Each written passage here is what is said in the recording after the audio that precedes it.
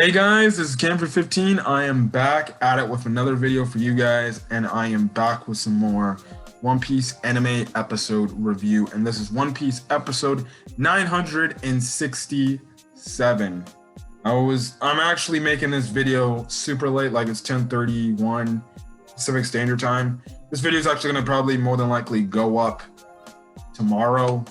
Good God, I have a field day of videos tomorrow.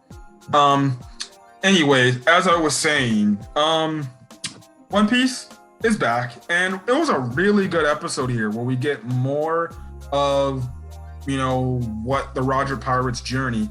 And if you could sum up this episode in a few words, I would say, what a journey. And what I mean is, or no, how about this? Better. In one word. If you can summarize this episode in one word, memories. Because essentially in this episode, the Roger Pirates go to several locations that obviously we know the Straw Hat Pirates have been to. And I very much enjoyed some of the things. Roger did the funny meme that goes about when Luffy points up. Roger did the same thing too, which I was like, that's hilarious. We went to Skypiea. We went to Fishman Island. We went to Water 7. It was freaking insane with how many islands we came across. Salbody Archipelago, Ruskaina, and stuff like that. This episode was just a bunch of memories, just where it's like, you know what? This is amazing. We've been to these places before, and it's cool to see Roger go to these places here. So, yeah. Anyways, the episode actually starts off with the Roger Pirates singing Brooks. I'm not a good, Brooke singer, Brooke voice. But they sing Bing Sake. They do it like 3 times in this freaking episode, which is crazy. And we see that Odin finds out about Roger's illness and the fact that he's going to die in a year. So that Odin knows about that because Odin brings the fact he's like, man, I enjoy this so much because he's telling this to Toki. He's like, I'm gonna have so much fun. This is something I get used to for the rest of my life. And that's when he finds out about Roger having, the illness and everything. Now, what happens is we see that obviously the log post points up, which obviously means up to the Sky Island, which is Skypiea. We see that the Roger Pirates ride up the Knockup Stream and go into the Godland of Skypiea. We actually see a nice cameo of Gonfall and Pierre. And this is Gonfall at the time when he was essentially the ruler of Skypiea, when he was quote unquote God, if you can say so, and stuff like that. So obviously that was years before Enru eventually took over. So it was cool to see Gonfall and Pierre again. They also did the whole hello phrase for Skypians, which is Hesso. That was funny. We see Odin find the poneglyph, I believe, in the city of Shandora, which eventually tells them to go up the belfry, up the beanstalk to find the bell. And that's what happens. They find the bell. Odin reads it again, brings up the whole thing like we saw back in the Skypiea arc, where it talked about Poseidon and everything from that poneglyph. And then we also do find out that Odin was the guy that left the inscription next to the poneglyph on the bell gold, essentially saying about Roger and the journey that's been going on and the fact that he gotten ill and stuff like that. We know because Robin essentially read that. And we also know that, Odin can write in the poneglyph writing and stuff like that as well, because obviously the Kozuki clan was the descendants of the people who first created the poneglyphs and everything. So that was really cool and very interesting to find out that it was actually Odin that wrote that all the way back when it's like, you go back to Skypiea, like, damn, we find out that friggin' Odin was the guy that wrote that and that note on the bell, which was pretty crazy. So what happens is after they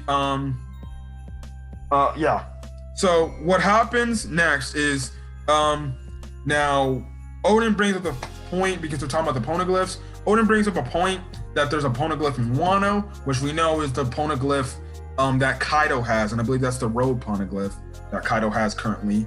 And then because they're also looking for the road poneglyphs too. So we know there's one in Wano. Cat Viper, Inararashi, and Nikomamushi, Cat Viper and Dogstorm, they say, oh yeah, we have we have a poneglyph on our home island of Zou. So that's one thing we can see and stuff like that. So that surprises Roger, and yeah, eventually they leave Skypiea. They do this whole same thing like the Straw Hats did. They leave with the octopus balloon. The only difference is compared to the Straw Hats, nobody on the Roger Pirates jumped on the balloon to waste essentially all the air the octopus had, and they didn't fall into a G8 like the animated. They just so that's pretty cool, which is nice. But because of the fall, it ended up breaking something on their ship, so they had to go to Water 7 and get their ship fixed. And that's when we see obviously the fishman Tom, who built the Oro Jackson, and we see a reunion where we see a younger Tom, a younger Granny Kokoro. We don't see a younger Iceberg, but we do see a young Frankie. And it's crazy to believe that Frankie actually met Odin.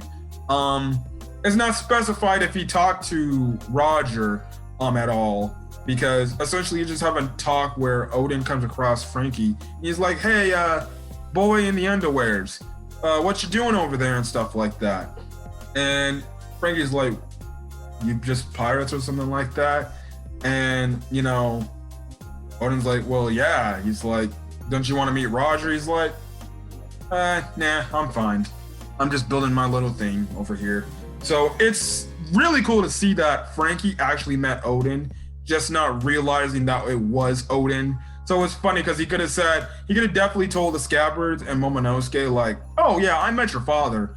I only had like a distant talk with him, but I met him. But technically, Frankie never knew who Odin was. He never knew that he was actually talking to Momonosuke's father. So, yeah. Eventually, they kind of have a nice little thing after they get their ship fixed and everything. Again, we see, we see a montage of some islands they go to. They actually go by Ruskaina because we see one of the elephants that was on Ruskaina. We see them pass by Tequila Wolf, which is obviously the bridge Robin was on that she was fixing, which is insane. Then they end up going to the Salvati Archipelago. They eventually get their ship coded so they can go to Fishman Island. And when they eventually get their ship coded, we see essentially the same type of Sea Kings way back in the Fishman Island arc that were, essentially speaking to Luffy. I forgot the phrase it was called, but we see that Roger and Odin actually could hear the Sea Kings, just like Luffy, speaking to them and stuff like that. And it's funny because Roger's like, wait, he was talking to Rayleigh. He's like, did you hear something? And Rayleigh's like, no, I didn't hear nothing. I'm just hearing the depths of the sea. So they tell their whole spiel that, obviously they told Luffy and everything and stuff like that. So pretty cool to see that scene. They end up going to Fishman Island. As they get to the gate, we see a much younger King Neptune who just became king, essentially like, what are you doing here? Essentially, Roger say, Neptune, it's me, Roger, because obviously Roger met Neptune earlier because they've already been through everything there. They're just kind of re-going through their journey again to eventually, find what they're looking for, which is, and he leads to the final island, which is the island of the One Piece. Let me go as I sip my drink. So, what happens is the reason why Neptune's all mad is like, he's afraid that they're gonna break the gate. But we actually see that the gates were actually broken by Sea Kings, and Roger's like, see, I told you we weren't here for any ulterior motives, any hostile reasons, and stuff like that. So, yeah. Now, we actually see, like I said, we see a younger Neptune. We see a much younger Madame Charlie at 3 years old. And essentially, she's looking through her crystal ball and she's saying, like, listen, the reason why the Sea Kings are being very hostile and very aggressive is because they know, they're feeling that, you know, the mermaid princess is about to be born. We know that Shirahoshi is actually the ancient weapon Poseidon. So that could have also been another reason why the Sea Kings are getting all antsy, because she can control the she can essentially control Sea Kings and stuff like that and speak to them and things like that. Eventually, what we find out too is in this time period, Neptune, just like I said earlier, Neptune just became king of Fishman Island, and he isn't even married yet. Like, he hasn't, you know, married Otahime yet, which is funny because his guard is like, oh yeah, you know, hey, you know, Neptune, you can marry the very beautiful, I mean, hated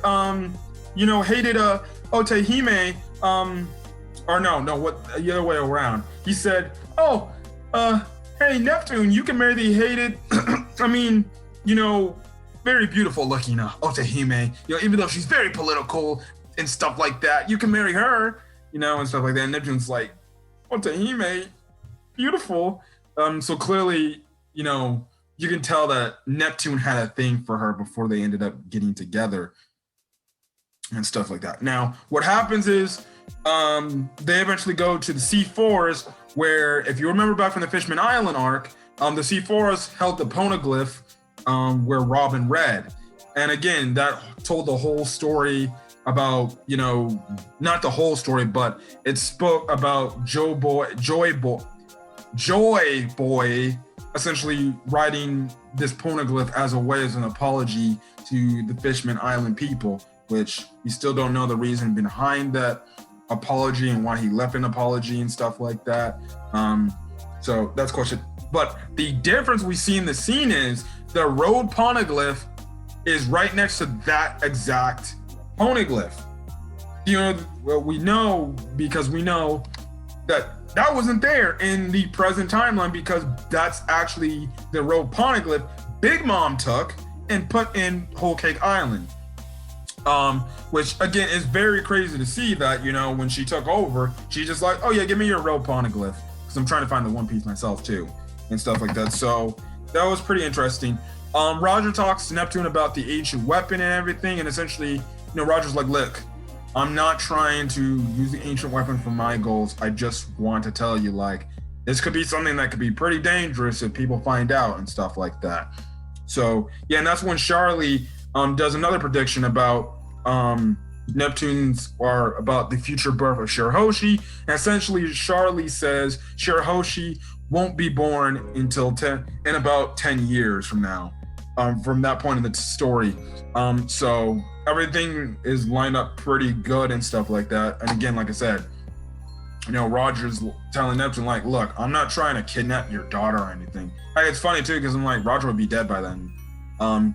He's like, listen, I'm just telling you, just might want to keep that a secret so nobody finds out about that ancient weapon of yours, and stuff like that. And essentially, really also mentions, like, look, we're not trying to use the ancient weapons for our personal gain. We're just using the ancient weapons to see if they got any treasure, and we're just gonna take it for ourselves. So yeah, they cut over to a few more islands as they're singing, obviously, you know, pink sake and stuff like that.